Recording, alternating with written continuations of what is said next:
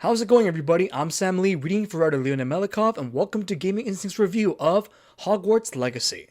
Ever wanted to feel like a true magician who lives in an awesome fantasy world, cast a bunch of cool spells, take your broom to the skies, or ride a hippogriff while exploring an awesome fantastical universe? Because if the answer is yes, then I am happy to say that Hogwarts Legacy is the game you have all been waiting for. Welcome to our review of Hogwarts Legacy.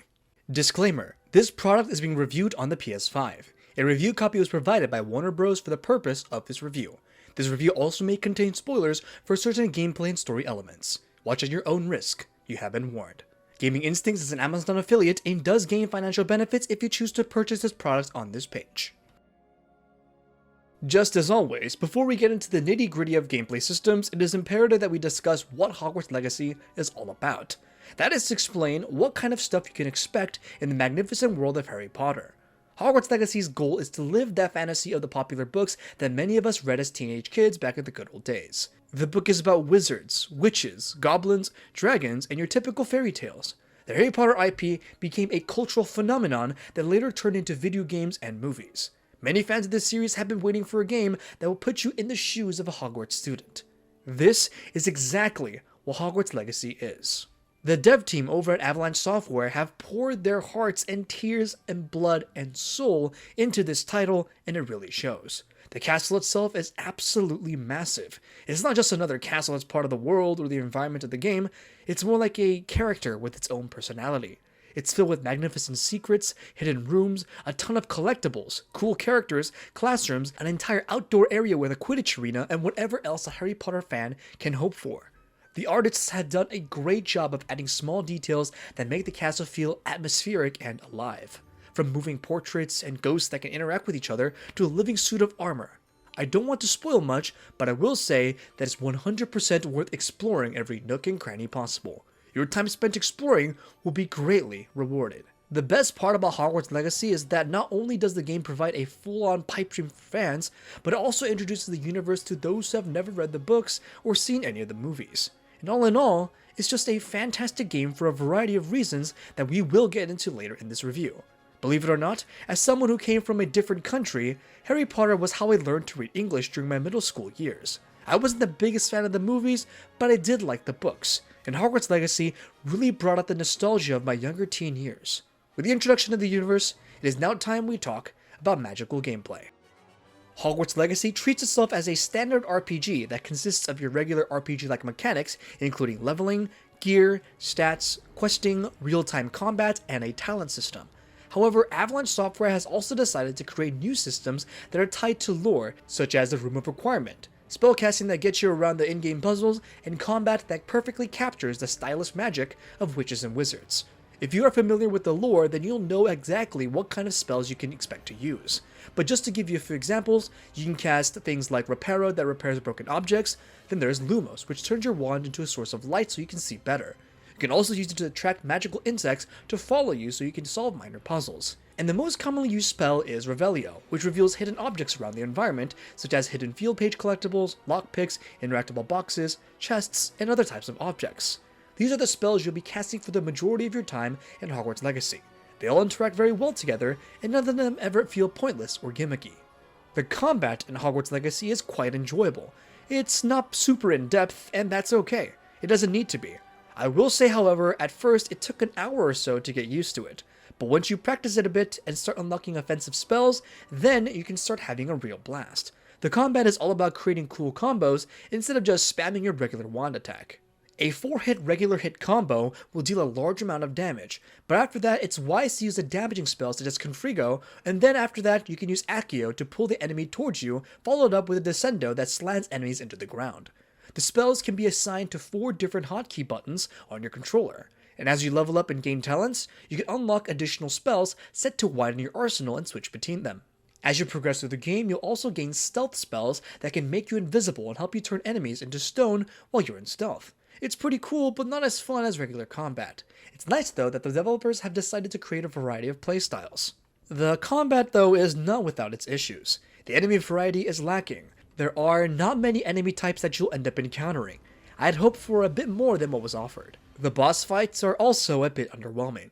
While the combat system for the most part is decent, some may feel that it's a bit repetitive, and others may not. Basically, it's a bit subjective, but thankfully it does get the job done for the most part.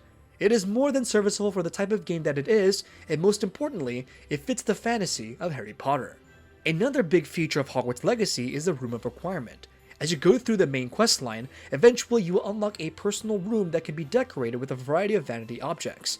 Best of all, you can also create herbology tables that let you grow plants that can be also used as materials for a variety of things. You may also create a crafting potion table that lets you brew potions. At the start of all this, you will only get access to the small tables, but as you progress and earn the in-game gold currency, you can buy bigger tables for your Room of Requirement so you can craft potions and plants in bigger and larger quantities. On top of all that, the Room of Requirement is also tied to an entirely separate and dedicated pet management system. You can venture out into the world and collect a variety of beasts for your vivarium biome. A vivarium is a special area that is made for your pets. It's linked via a portal in your Room of Requirement once you get to a certain point in the main questline.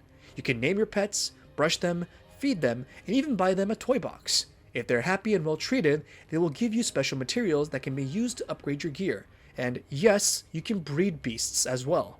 Exploring the world in Hogwarts Legacy is the most fun part, especially when you get your flying broomstick and access to your personal hippogriff.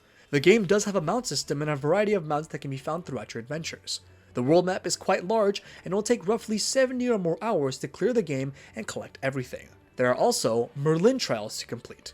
These will expand your inventory space so you can carry more gear, field pages to find, ancient magical traces to collect, statues to find at night, pets to collect, combat challenges, and so on. There is no doubt that Hogwarts Legacy is a gorgeous looking title. The game utilizes Unreal Engine 4, and Avalanche software sure has made effective use of it. The PS5 offers two different graphical modes: Fidelity, Ray Tracing, and Performance. The Performance focuses on lower resolutions but shoots for 60 FPS the majority of the time. I'd have to say that maybe only 2% of my 50 plus hours of review playtime dipped below 60. It ran almost flawlessly without any hitches or crazy dips. The Fidelity mode lets you run at 4K but at 30 or so FPS. I personally prefer the Performance mode because it makes the game much more fluid and fun to play. Then there is the Ray Trace mode, which I'll be honest, I haven't actually tried, so I don't really have an opinion. I was too busy casting spells, chasing field pages, and having fun in the Performance mode to care about ray tracing.